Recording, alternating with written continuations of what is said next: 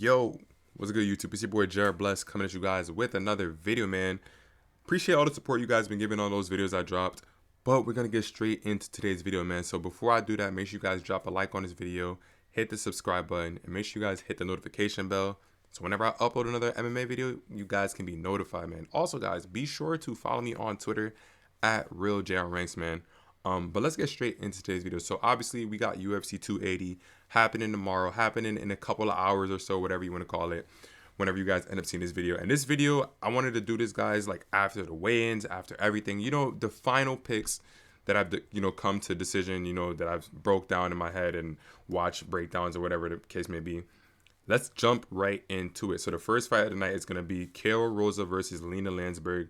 And right away, I'm just going to simply tell you guys, my pick is going to be Kale Rosa. Now, if I look at the striking accuracy and the striking, just the stats between these two fighters, Kale Rosa is just a better striker, guys. Almost the same accuracy, but better striking defense. And she has the ability to take the fight to the ground. Lena Landsberg is just not a grappler. She is very strong, but she's not a grappler. So Kale Rosa is just better everywhere. Now, obviously, this is women's MMA, guys, so it could go any way. It's up to you. If you want to bet on it, then Kale Rosa is just a better fighter. Better striker, better grappler, very accurate with her takedowns. So that's the way I should go. But it is women's MMA, so anything can happen.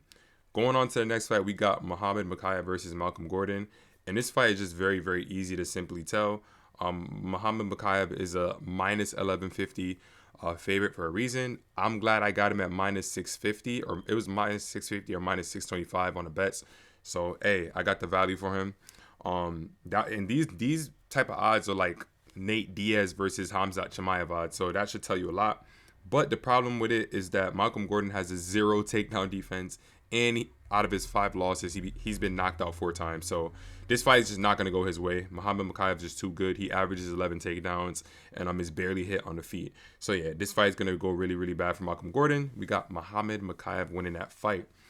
On to the next fight, we got Armen Petrosyan versus AJ Dobson. Now this fight's going to be very simple. It's going to be a mostly striking fight. Armen Petrosyan is the better striker, and has a lot better striking defense. The only difference is that AJ Dobson could possibly take the fight to the ground. And in Armen's last fight, he did lose to Kyle Barallo. But to be fair, Kyle Barallo is a grappler, a very, very dominant grappler. So yeah, since this should be a mostly striking match, and AJ Dobson doesn't have deadly wrestling, I'm going to lean towards Armen Petrosyan. But the fact that Armen Petrosyan's takedown defense is only at 30%, it does make it to the point where it's like, okay, this fight could get a little bit weird if AJ Dobson is constantly taking down Armen Petrosyan. And an interesting fact that I'll say really quickly is that in the live weigh-in show, AJ Dobson did bring up the fact to DC, like, hey, DC, my knee's better now, so I could wrestle. So I'm thinking he's going to come in there with a slight wrestling game plan, even though they're both strikers. So yeah, I'm going to lean towards Armen Petrosyan, but I'm not too confident in it. But if I had to pick, I'd pick Armen Petrosyan. On to the next fight, we got Abubakar Nurmagomedov versus Gadzhi Omar Gadzayev. And honestly, I'm going to lean Abubakar on this fight simply because of the fact that his wrestling is a little bit more accurate, or not as accurate as Gadzhi, but I'll lean towards, I'll say, the striking, right? He has better striking defense. He lands more strikes. He's more accurate, and he just has the better striking defense. Now, in terms of the wrestling, he does average more takedowns, but his accuracy is worse than Gadzhi, and Gadzhi has a better accuracy. So the only reason I'm not really liking Gadzhi too much is because in his last fight, which was at 185, this fight is at 170. In his last fight at 185, he did get absolutely dominated by Kyle Barallo, and I didn't expect that to happen because Gadzhi's not too bad of a wrestler himself. So it was kind of a little bit surprising to see that. But I'm going to lean towards Abubakar and Nurmagomedov because both of these guys have good takedown accuracy, or good, they like to get takedowns. But Abubakar is just the better striker. So I'm going to lean towards Abubakar in this fight. Now, when we go into the next fight, we got Volkan Oezdemir versus Nikita Krylov. And the way I look at this fight is Nikita Krylov is definitely dangerous. And, most of his wins are by finish. I think he has about like 12 knockouts, 15 submissions, and 1 decision. So if he is going to win, it's probably going to be by finish. But I like Volkan in this fight. Nikita Krylov is not going to be able to get this fight to the ground. Volkan has an 86% takedown defense. And quite honestly, Nikita Krylov lost to Paul Craig. Volkan beat him. And MMA math, I don't really like to play it that much, but I am going to play it here. I think Volkan's just more powerful, more dangerous. He's going to play it more safe. And I think Nikita Krylov will just put himself in a position to be finished due to, he's coming off of a good win versus Gustafsson. But Nikita Krylov hasn't really beat anybody at all. His 3 wins that I can remember are versus Gustafsson, who's an Overhill Gustafsson. He beat Oben St. Peru, and he beat Johnny Walker, who's just not, he beat Johnny Walker in 2020 when Johnny Walker is just, he's taking a lot of L's. So yeah, I'm going to lean towards Volkan Oezdemir. Not to say that he's beat some crazy competition, but he does have a win over Alexander Rakic. When Alexander Rakic was, obviously he's still a good fighter, but that's a good win in terms of Rakic, who's ranked in the top 5 right now. So I'm going to lean towards Volkan Oezdemir for that fight. Now, if somebody does get finished, it could be Nikita Krylov getting a finish, but at the same time, Volkan Oezdemir does have that power, and Nikita Krylov will put himself in danger trying to go for that finish. So yeah, I'm going to lean towards Volkan Oezdemir to win that fight. The next fight, we got Kyle Baralo versus Makhmud Muradov. And honestly, I'm just going to say right away Kyle Baralo. His striking is very, very accurate. He's very, very safe on the feet, barely hit. And his wrestling is so accurate and is so on point that he's just going to be the better fighter in this fight versus Makhmud. I don't think he's going to be able to do anything to him. So I'm going to lean towards Kyle Baralo. That fight should be clear. He's not one of the higher favorites on the card. He is minus 205. But I'm just going to lean towards Kyle Baralo for that fight, man. His wrestling is just too dominant, and his striking is just too accurate for Makhmud to really do anything to him. So yeah, I'm going to lean towards Kyle Baralo. The next fight, we got Sean Brady versus Belal Muhammad. Now, this fight, I would say, is probably going to end up being a mostly striking match. And the reason why I say that is because I think the wrestling of both of these guys are going to cancel each other out. Obviously, you guys know that Belal Muhammad likes to get the takedown and control the fighter on the ground. But he's done that versus guys like Wonder Boy, Vicente Luque. These guys are not really outstanding wrestlers. And Sean Brady, he's young and upcoming, but he did have a good win versus Michael Chiesa, who's actually good on the ground. He pretty much out-wrestled Michael Chiesa for that entire fight. So I'm going to lean towards Sean Brady. Also, Sean Brady's more accurate on the feet in terms of striking and is safer defensively. With Belal Muhammad really not having, he's just not a threat. Belal Muhammad has 16 decision wins, 1 submission win, and 4 KOs out of his 21 wins. So he's just not a threat at all on the feet. And in terms of even on the ground, he's not even a finisher on the ground. So yeah, I'm definitely gonna have to lean towards Sean Brady. He's gonna be the better striker in a fight that could end up being a mostly standing match. You guys know how strikers love to cancel each other out. So that's why I'm gonna lean towards Sean Brady in that fight. Next up, we got Caitlin Chookagian versus Manon Fiorot. Now, Caitlin Chookagian did actually miss weight. She had some weight troubles on the scale, and yeah, this fight's just not gonna go her way. She is on a 4-fight win streak, but she's beating some girls that are, it's not really so crazily impressive. And Manon Fiorot is just absolutely different. She has a 6-to-2 striking ratio, which means that she lands a lot of strikes and is barely hit. Higher accuracy than Caitlin Chookagian, and a higher striking defense of a 70%, which is crazy, meaning that she's barely even hit on the feet. And in her last 4 wins, she has 2 stoppages, and 2 unanimous decision victories. I thought Caitlin Chookagian lost her last fight versus Amanda Ribas. So yeah, that just says a lot. And Amanda Ribas is really a strawweight at heart. I mean, she was fighting at strawweight, now she's at 125. But yeah, I think Chookagian lost that last fight. So I'm going to lean towards Manon Fiorot. And when it comes to the wrestling, Manon Fiorot has the ability to get the takedowns and control the fight on the ground. Kind of like how, why am I forgetting her name? Valentina Shevchenko did to Caitlin Chookagian. I think that Manon Fiorot can do the exact same thing, and her striking is just way better. So I'm going to, lean towards her for that fight. Next up, we got Mateusz Gamrot versus Beneil Dariush. And this fight is just not going to go well for Beneil at all. It could end up, it has the potential to be the fight of the night. It does have the potential to be the fight of the night. But yeah, Mateusz Gamrot wrestling is very, very dominant. Obviously, Beneil Dariush is a good wrestler himself and does have some power, but so does Mateusz Gamrot. And his time is just now, man. His time is just now. The fight versus him and Arman Tsarukyan, I will be fair and I will be honest. I thought that he lost that fight. I thought Tsarukyan did enough, but Gamrot was able to get some takedowns in the later rounds. And you guys know how the judges are when it comes to takedowns. So, yeah, when I look at this fight, Mateusz Gamrot is more safer on the feet and has a better accuracy in terms of takedowns, and it's going to be hard for Beneil Dariush to even land a takedown on Mateusz Gamrot. I think Mateusz Gamrot is going to be too much for him. He's shown the ability to be able to finish fights, and Beneil Dariush has shown ability to finish fights too, but against low ranked guys. And the win that he had over Drakkar Klose, that was like Drakkar Klose really just put himself in a bad situation. He hurt Beneil, and he just ran into getting finished. So yeah, I'm gonna have to go with Mateusz Gamrot. He's gonna be one of my favorites. I don't want to say a lot because fights are never really locks, but he's gonna be one of my heavy favorites to win the win on this card. Next up after that, we got Sean O'Malley versus Petr Yan. And guys, in all honesty, I made a video. You guys seen the video I've made on this fight. I just feel that it's as simple as this, right? If Petr Yan can't get any takedowns on Sean O'Malley, I truly believe he's going to straight up lose this fight. Petr Yan has not beaten anybody really in the bantamweight division. I mean, he has a win over Corey Sandhagen, which is a good win, but that's after Corey Sandhagen was coming off of a loss to TJ Dillashaw, which Dillashaw was on one foot and still won the fight. And then Corey Sandhagen ended up getting a title shot because of the fact that TJ was hurt. So it's like, when I look at Petr Yan, he's a good fighter, but I think people really do tend to overhype him. Obviously, he lost both times to Aljo. The first fight against Aljo, I had picked Aljo to win. Obviously, we saw how that fight was going, but Aljo proved in the second fight that it was just a bad night. He was able to get that backpack on Petr Yan and pretty much control him and win the first 3 rounds.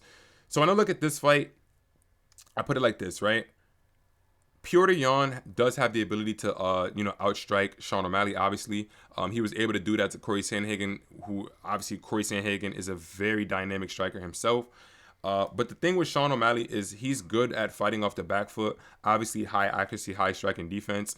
It's just the only thing for me that'll make the difference of this fight is if Petr Yan decides to actually go for takedowns. If Petr Yan doesn't go for takedowns and he decides that he wants to just stand the whole time and just walk forward on Sean O'Malley has shown that he can walk, he can fight going backwards. Now, obviously, Sean O'Malley has not fought any competition, and when he has his last 2 fights, he fought against Chito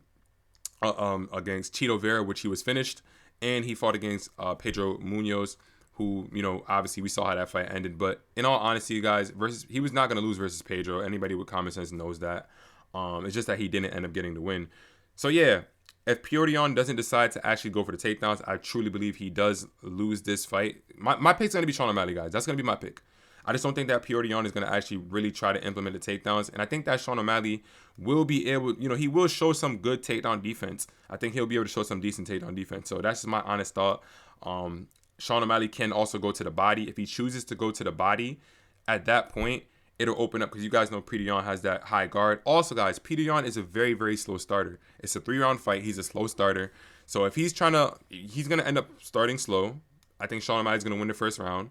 And then at that point, it's going to be a high pressure situation where Sean O'Malley can edge out the second round just by, using his length, using his range, using his reach advantage, and edge out the second round. And at that point, Petr Yan pretty much has lost a fight unless he can get some dominant wrestling exchanges in the third round, and the second round was kind of up for debate. At that point, the judges might do anything with it. So that's my full breakdown of that fight. Obviously, I'm very excited for that fight, but I think Sean O'Malley is going to be able to do enough just to edge out the fight. And who knows?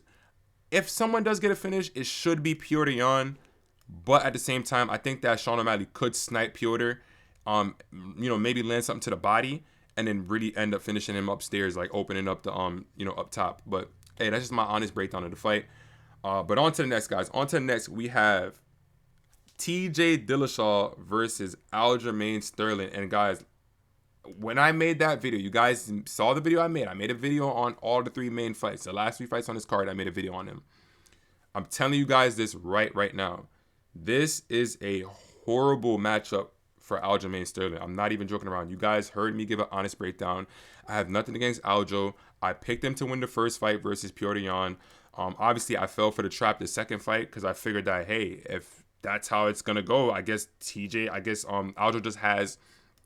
I guess Petr Yan just has Aljo's number. So that's why in the second fight, I thought that, Aljo just had no shot. But the first fight, I thought he would win. So, Aljo has proved himself to earn his spot in the bantamweight division. He has some really good wins. So he's earned his spot here. It's nothing against Aljo's skill set at all. I think he's a great fighter.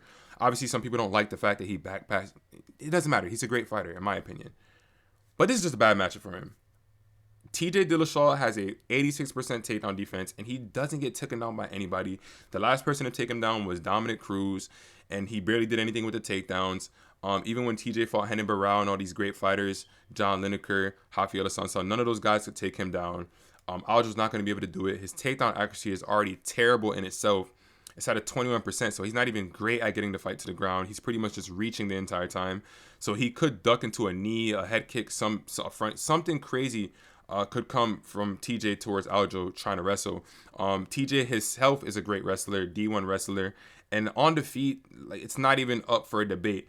The striking is just a lot different. Now, Aljo is safe on the feet in terms of striking, so I'm not saying that Aljo's going to get finished, but what I am saying is that he's a worse striker than TJ Dillashaw, and TJ's takedown defense is very, very great, and he's a great wrestler himself.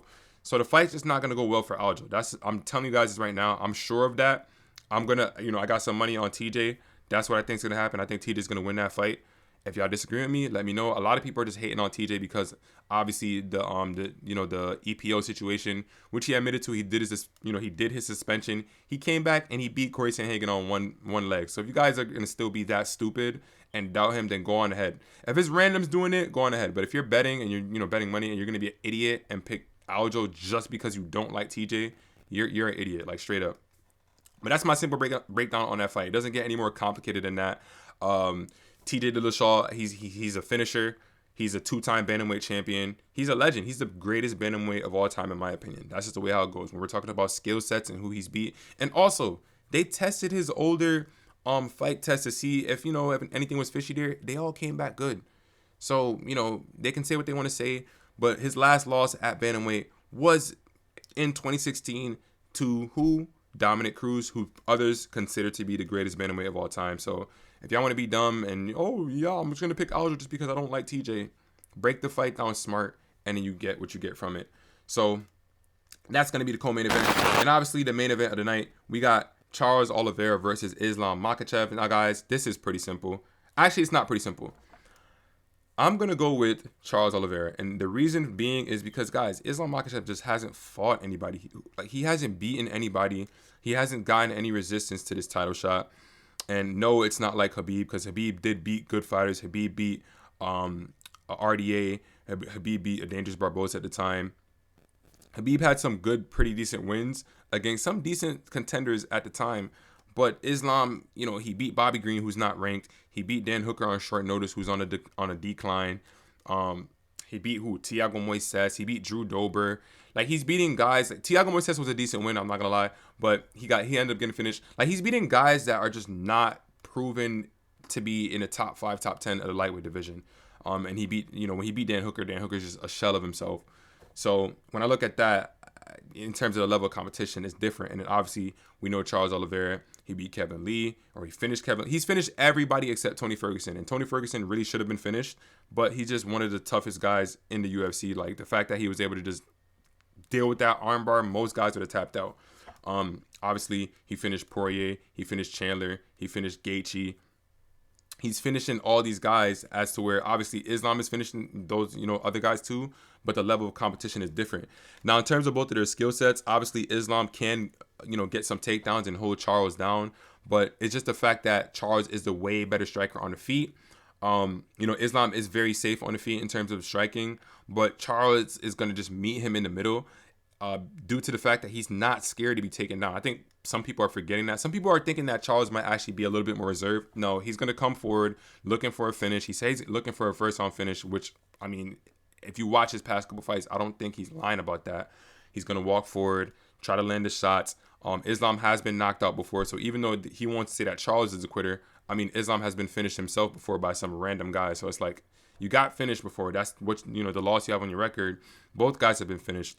So that's how I think it's going to go, guys. I think that Charles is just going to be the obvious better striker on the feet. And if Islam continues to wrestle, there's just going to be too many instances for Charles to land, lock in a guillotine, maybe get Islam's back. Thiago Moises was able to get Islam's back. So if Thiago Moises is able to get Islam's back, it's not going to be good for him. when Islam fought Armin Sarukian was able to get, have some decent moments in the wrestling exchanges. So I just think Charles is just way too dangerous for Islam, man. Islam's going to put himself in situations where he can be finished every single second. On the feet, he's live to be finished every single second. And on the ground, he's going to be live to be finished. Now, in terms of Islam, obviously, he has a good skill set. He could possibly end up trying to hold Charles down. But Kevin Lee tried that. Obviously, Islam is a better wrestler than Kevin Lee. But Kevin Lee had a bit of success. So Islam's success may be heightened a little bit. But in the end, Kevin Lee shot for a takedown, and he got wrapped up in a guillotine. So I can very well see that happening to Islam. Those are one of the three sequences I can see happening to Islam. I can see him getting wrapped up in a guillotine, shooting for a takedown. I can see him getting knocked out, TKO'd, or I could see him giving up his back. And if he gives up his back to Charles, I think it's going to be over for him, because it's not like this is Michael Chandler, who's very explosive. I think Islam Makhachev is just good on top, but he's just not explosive like how Michael Chandler is, to where he can just blast out for a punch, or blast out of something, a back mount. I don't think it's gonna go like that. So that's my honest breakdown, guys. That's my picks for UFC 280. Obviously, I didn't want to sit there and do like an earlier breakdown, because I wanted to really, look into the fights, look at some film on some of the fights, get my breakdown, really generally see, what I felt is gonna happen. And that's my honest opinion, guys. If you guys disagree, y'all know what to do, man. Drop the comments down below. Drop a like on this video if you guys enjoyed it. And make sure you guys hit the the notification bell and follow your boy on Twitter, so y'all can see whenever I upload. But guys, to be fair, remember, if you're gonna bet at your own risk. I'm not telling you guys these are locks. You guys heard my breakdown of the fights. Just because I'm gonna go do this doesn't mean you guys should do the same exact thing. So always keep that in mind, guys. Bet at your own risk. It's not a joke. It's a fight. Anything can happen. Jorge Masvidal versus Ben Askren. Juliana Pena versus Amanda Nunes 1. Matt Serra versus GSP 1. You know what I mean? Anything can happen in a fight, guys. So always understand that. But that's pretty much it. Once again, make sure y'all boys drop a like. Drop y'all comments down below, because I want to know what you guys think about these picks. Subscribe. Hit that notification bell and follow your boy on Twitter at RealJRanks, man. The link, the link is in the description. That's pretty much it. I'll see y'all boys in the next one, man. Peace.